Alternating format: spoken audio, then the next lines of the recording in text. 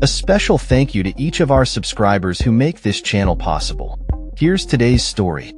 In a heated political landscape, the opposition's Home Affairs spokesman, James Paterson, has staunchly defended the coalition's response to the alarming discovery of a caravan loaded with explosives in Sydney.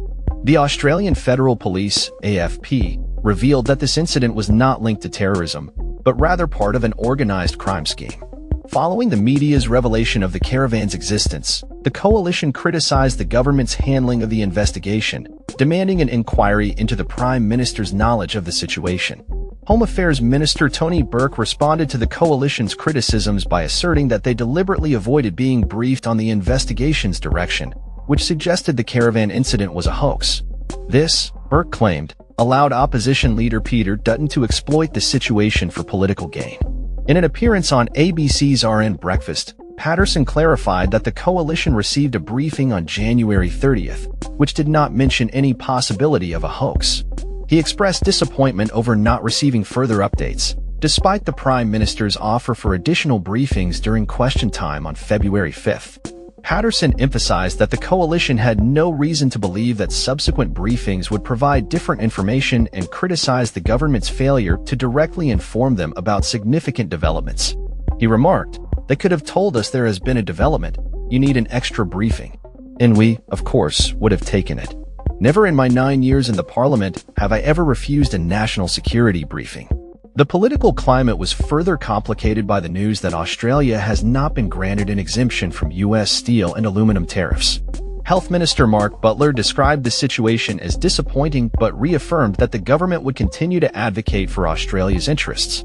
He noted that the negotiations for an exemption were more challenging under the current Trump administration compared to the previous one, which saw former Prime Minister Malcolm Turnbull secure an exemption after extensive negotiations. Butler highlighted the relentless efforts of U.S. Ambassador Kevin Rudd in advocating for Australia's case, alongside direct communication between Prime Minister Anthony Albanese and President Trump. However, the coalition was quick to criticize the government's approach, with Deputy Opposition Leader Susan Ley blaming Albanese for not meeting with Trump in person, stating that other leaders had successfully secured meetings and advocated fiercely for their nations. Ley asserted, "This government just hasn't done enough. It's bad news for Australian jobs, Australian industry." All of the other leaders of the Quad and AUKUS, Japan, India, and the UK traveled to the US, and they had face-to-face meetings, and they did what they needed to do. Well, where has the Prime Minister been? Despite the mounting pressure, Prime Minister Albanese maintains that discussions with the US government are ongoing. With less than 8 hours until the tariffs take effect, the coalition is urging the Prime Minister to make a final attempt to secure an exemption. Coalition finance spokeswoman Jane Hume expressed urgency, stating, "This is the last chance. I am not saying this with my coalition hat on. I'm not talking about things that have gone wrong, but for the sake of your children, my children, and the prosperity of the nation in the future, this is the time to pick up the phone and do something." The Prime Minister has failed to do that.